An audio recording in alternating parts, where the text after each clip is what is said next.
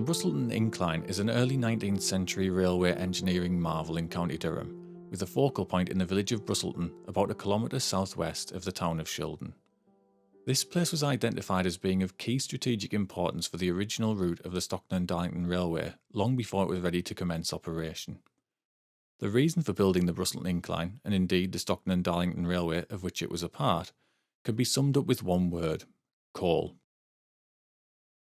In 1816, a 45-year-old William Chater Jr., from a North Yorkshire family of lead mine owners, purchased Witton Park estate with an expectation of the land being rich with coal.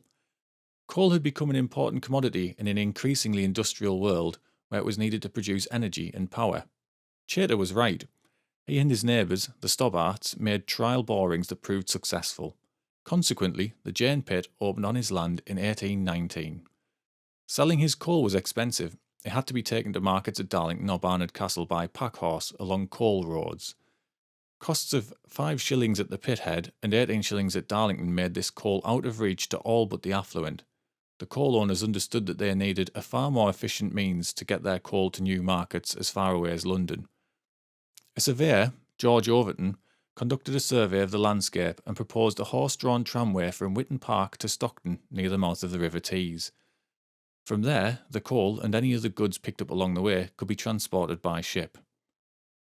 The potential in this idea caught the eye of wealthy Quaker investors, including the Backhouse and Pease families of Darlington, and others in Stockton. As the source of the investment money was principally centred upon these towns, the committee of investors decided to call the venture the Stockton and Darlington Railway. Though they had the money, it proved challenging to gain permission of influential landowners whose property would be traversed by the route. These included Sir Christopher Musgrave, Lord Eldon, the Surtees family, and Lord Darlington. This land, too, contained coal, and the opportunity for greater wealth eventually proved irresistible, and by March 1819 the Stockton and Darlington Railway Committee were ready to apply to Parliament. Initial applications were unsuccessful, but a later survey by a young, relatively unknown engineer, George Stephenson, his brother, Robert, and local man, John Dixon, resulted in a further proposal in January 1822 that was ratified by Parliament 4 days later. Stephenson's plan proposed the use of a steam locomotive engine. Nobody in southwest Durham by this time had seen such a piece of machinery. The eastern stretch of the route to the coast was generally flat enough to make this technology feasible. However, at the western end lay a significant geographic challenge. To bring coal along a direct route from the pits at Witton Park would involve hauling coal chaldrons along a 1,100-yard incline with an elevation of around 98 feet between Phoenix Row and a hill crest near Etherley, and then again from the Gornless Valley floor to a second crest 160 feet to the east. Such climbs as these were beyond the pulling power of both horses and early steam locomotive engines. To meet these challenges, an alternative solution was needed. Drawing on his previous experience, Stephenson proposed a combination of self-acting and rope-hauled motion for the ascent and descent. His route plan incorporated the installation of a static engine near Etherley and another at Brusselton. Stephenson assembled a team to construct the route, including men such as Thomas Story, the Youngs, the Greeners, and later an engineer called Timothy Hackworth. Stephenson recommended use of stone sleeper blocks to support the rails along the western end of the route. These were quarried from nearby Brusselton Wood and Etherley. Wooden blocks were used east of Darlington as these were a cheaper option to support the fish-bellied rails fabricated from both cast and malleable iron. Initially, these sleepers incorporated 2 holes into which the iron chairs that supported the rails were set. However, it was discovered that larger chairs requiring sleepers with 4 pinholes offered greater stability. The route was completed in 1825 and a maiden journey was planned for the 27th of September, commencing at 7 a.m. When the appointed time came, an initial 12 wagons of coal were pulled by horse from Phoenix Pit to the western foot of Etherley Ridge, where they were attached to ropes to be hauled to the first summit. Though our map shows the route passing the New Inn in Phoenix Row, the rail route predates both of these features, though residents of Etherley Glebe Farm would have enjoyed watching the activity on the route. The Etherley Incline engine house was supplied with water by 2 spring-fed reservoirs, each about 8 metres in diameter. The engine house itself was accompanied by homes for an engineman and one for a blacksmith. From the inception of the line in 1825, the engine at Etherley was operated by Thomas Greener, whom Stephenson had brought to the area to assist with laying rails. He was replaced a year later by his brother John, who remained in the post until 1843, the year in which the engine house ceased to be operated. The track then descended the eastern slope toward West Auckland.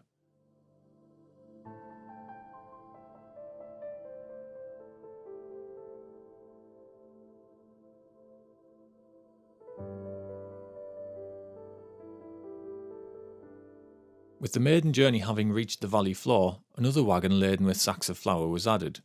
These were led, again by horses, over a bridge spanning the River Gauntlet, followed by an accommodation bridge that allowed Farmer Henry Thompson access to his pasture on the north side of the track. This Gauntlet bridge holds significance in that it was thought to be the first railway bridge in the world to use truss iron. Produced to a Stephenson design, it comprised of cast iron columns holding wrought iron trusses without any bolted joints. Though there are paintings romantically depicting locomotives crossing the bridge, this stretch of line was understood to have been powered entirely by horse. The bridge was removed in 1901 and later displayed at York. Plans have been disclosed to display it at Shildon's Locomotion Museum ahead of the Bicentenary year in 2025. The line next crosses Oakley Beck, which flows beneath through a culvert. The route then follows a sweeping curve by Brew Mill and on over the 1825 Hummerbeck Bridge before crossing Burns House Lane to reach the sidings at the foot of the Brusselton Incline. The sidings here existed to accept and queue loaded and unloaded wagons. On the day of the maiden journey in 1825, thousands of people were waiting on the slopes of the Brusselton Ridge to watch the spectacle of the wagons being hauled up the 1,960-yard-long incline, ascending 150 feet. As with most of the Stockton and Darlington line, the route was contracted out to private users, so the company employed James Garthwaite to collect tickets and to couple wagons to the train ready for their ascent. These private users paid according to the weight of their loads. The children wagons were themselves deemed to be a unit of weight, that being 5,300 weight, equivalent to 2.65 tons. As the wagons of coal ascended the incline, they had to pass under a low bridge beneath Haggs Lane, part of the old Roman road of Deer Street. Passengers occasionally rode the childrens up the incline, and in doing so had to duck at this point to safely make it to the other side. Next, the wagons were brought up past Low West Thickley Farm, another feature on the landscape that would have been present on the day of the inaugural run. Interestingly, the boundary wall delineating the track bed at this point has at some point in time had some older discarded two-hole sleepers built into it when they were replaced by later four-hole sleepers. The next distinctive feature on the incline is a striking 1825 accommodation bridge built to enable the owner of Low West Thickley Farm to access his land north of the track. It is one of the best surviving features of the Stockton and Darlington route. This bridge takes the form of a masonry arch. Its sloping walls are terminated by coped piers with a string course and prominent pilasters to its parapet corners. A much later flight of steps again incorporates sleeper stones rescued from the old track bed. A second 1825 bridge allowed the wagons to be pulled over Brusselton Lane, but this was demolished in 1954. After crossing this pair of bridges, the wagons made the remainder of their way between the boundary walls up to the engine house, passing a Stockton and Darlington Railway milestone that is still visible today. Its surface detail, denoting the 20 3/4 miles remain to the end point of the line, has been lost to weathering. From here, looking back, you get a real sense of the achievement of having brought the loaded wagons this far. You also get an appreciation of the necessity for an effective braking system on the wagons themselves, particularly when you consider the practicalities of maintaining a reliable 1,960-yard long strong rope that would otherwise be the only thing preventing the wagons from rolling uncontrolled back to the valley floor. Lads were employed to jump aboard runaway trains to apply the brake, and other various tactics were available and deployed to deliberately derail rolling wagons. It was Timothy Hackworth that devised a safety mechanism, called a cow, to attach to the last wagon in any train ascending the incline. The device self-deployed to throw the wagon off the line should a rope snap. His other innovations included the dog, a discharge hook for detaching the rope from wagons without stopping, and the switch, a mechanism at the foot of the incline to prevent collisions with wagons waiting at the bottom of the incline. Through these measures, accidents that had been frequent in the early months of operation became rarities.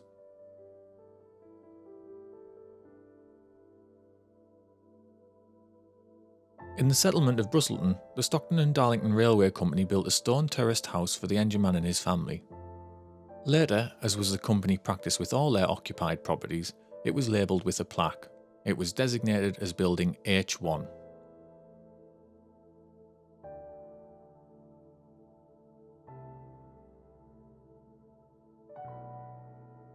Though the building has been extended and modified, its original design is identical to that of the engine man's house at the peak of the Etherley incline.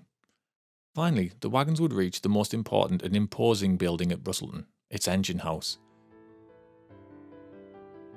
Here was once housed the static steam engine that wound the ropes to pull laden coal wagons up the incline and to lower them down the eastern slope towards Shildon.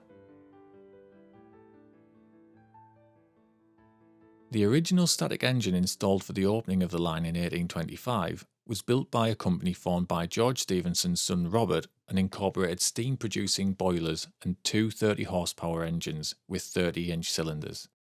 This equipment, crucial to the flow of coal traffic, was constantly troublesome and frequently in need of repair. In 1826, the innovative Timothy Hackworth made major modifications to improve safety, reliability, and increase the flow of traffic over the inclines.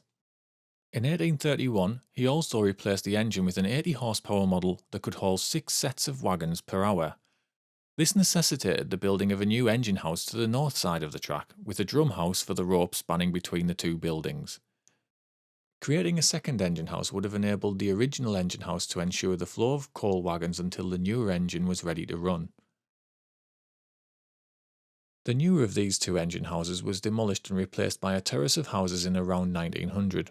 Though it appears that some of its stone was reclaimed to build, such as the retaining wall east of the old engine house, along with more reused sleeper stones.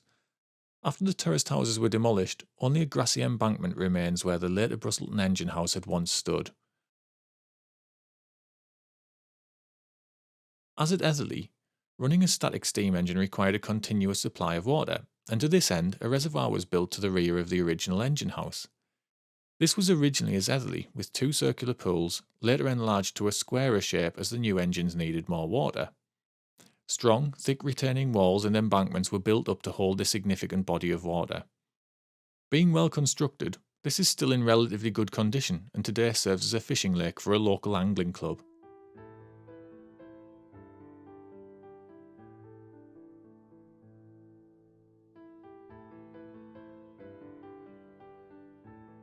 The engine man at Brusselton needed to know when trains of wagons were ready to be brought up the slope. To this end, a visual signalling system, thought to be the first railway signal system in the world, was installed. This required the engine man to use a telescope to look out for a spinning disc at the foot of the incline. This was replaced by an audible signal when it was clear that bad visibility in poor weather meant that the signal could not be seen. At the engine house, the wagons were attached to a second, shorter length of rope, fed by a smaller drum over the track. This was cleverly designed with the drums in direct ratio to the length of each incline. This ensured that both rakes of wagons would be synchronised to cross each other at the summit by means of a double section of line. This system meant that the momentum of the wagons descending one incline assisted the engine in hauling the ascending wagons up the other. The wagon's descent from Brusselton to Shildon was, by comparison to the laden ascent, far shorter at 880 yards, descending 90 feet. As the wagons left Brusselton, they approximately followed the line of these sleeper stones, installed as part of the 1975 150th anniversary celebrations. The route passed sidings and a loading platform that continued in use up until the 1950s, long after the Brusselton Incline had officially been closed in 1858. Just outside Brusselton, to the east, the rails passed under yet another accommodation bridge, known as the Milk Bridge, built to allow the farmer to drive his cattle over the route of the line without disrupting the flow of coal traffic. It has long since lost its deck, but you can clearly see the abutments that supported them. The wagons descended along a line angled slightly northeastwards from the engine house, initially through a cutting, but then following embankments to the site of the Stockton and Darlington Railway Company's Shildon Works.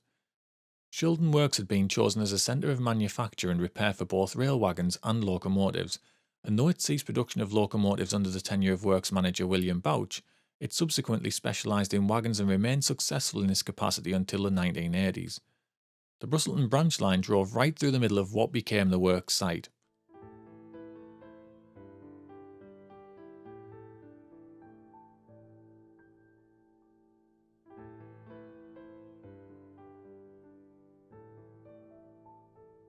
Prior to the coming of the railways, New Shildon had been a damp, dreary, unpromising site, hardly a desirable location to establish a works.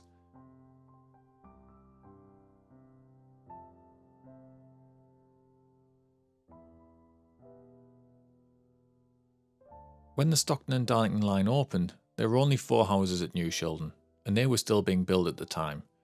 Within a couple of decades, the settlement grew quickly to become a small but busy, noisy and bustling town, purely through the part it had to play in transporting coal on the railway. The works too had humble origins, consisting of a narrow barn-like building enclosing a blacksmith shop, a joiner's shop and a small engine shed with room for 2 locomotives. By the 1850s, this had expanded considerably to accommodate wagon building, locomotive building and repair facilities, as well as the Sebastopol roundhouse engine shed. From Shildon eastward, the landscape followed a more gradual descent to the coal staiths at Stockton, close to the mouth of the River Tees. Yet it was the conquest of those twin challenges of the Etherley and Brusselton inclines that enabled the Stockton and Darlington Railway to become a purposeful reality. The Brusselton Incline was effectively rendered redundant following the opening of the Prince of Wales Railway Tunnel in 1842, which allowed trains of coal from various branch lines to follow a level course, passing beneath the land barrier on which the town of Old Shildon sat.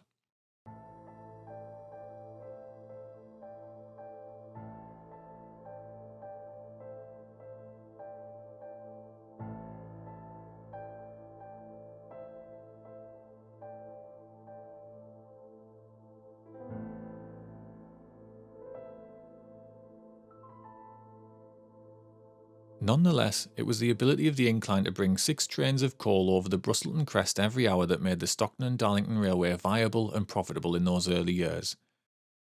Though we know much about its operation from the writings of those early engineers and their contemporaries, there are a few puzzles within the design of Brusselton Incline, challenges we don't fully understand. Perhaps you can consider how they were achieved. Firstly, the reservoir that provided the water to the steam engines at Brusselton Engine House. It was built near the crest of the hill, and for the opening day it was necessary for it to contain at least enough water to commence operation. How did the engineers operating the line ensure that the reservoir was filled? The second puzzle is that the engine house sat at the very crest of the hill. Each time a train ascended the hill there would be several wagons attached to the rope. With the drum winding the rope being suspended directly over the track, there would surely become a point where the rope would become extremely taut and short, and yet the weight of the wagons and the coal would still have been at the top of a steep slope and not over the crest. Can you figure out how the engineers might have ensured that the wagons got over the slope and ready to descend the downward plane? The third puzzle is that the east and west planes of the Brusselton Incline did not follow a straight line. The route approaches Brusselton from the west-northwest and leaves towards Shildon in an east-northeastward direction. Yet the engine house and winding gear were aligned so that they faced squarely to the climb from the Gornless Valley, meaning that the drum with the rope for the Shildon ascent was askew to the track. How did the engineers manage the rope so that it wound and unwound evenly onto the drum throughout, passing under the accommodation bridge on the curve in the route and not cutting a cord across the curve in the track when extended fully towards Shildon? We'd love to hear your thoughts on how the Victorian engineers conquered these engineering problems.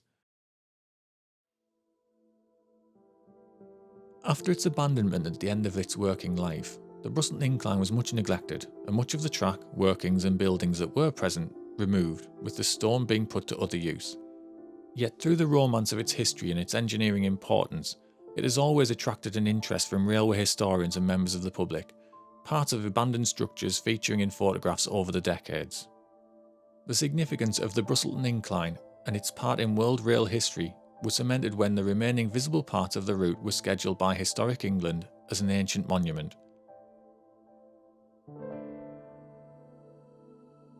Despite the protection this affords, there is much about the remaining features that are vulnerable and require care and maintenance to ensure their ongoing preservation and availability to be enjoyed by visitors.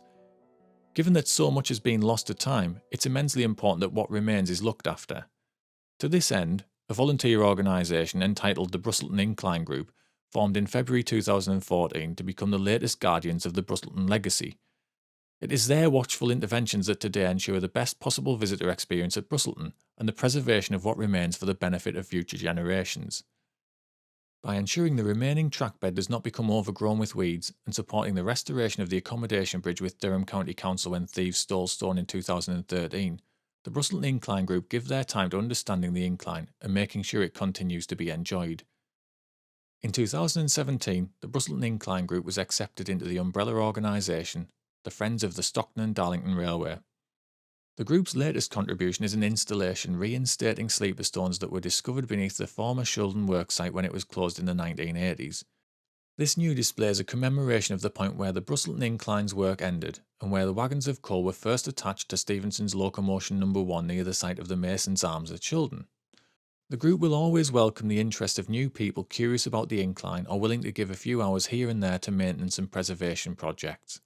Details of the Brusselton Incline Group can be found through their Facebook page or the Friends of the Stockton and Darlington Railway website. As for the incline itself, we hope that this short film has both informed and piqued your curiosity, though nothing quite matches the appreciation of the breathtaking scale, ambition and engineering wonder you gain by visiting the site itself. Why not stop by and take a look next time you are passing?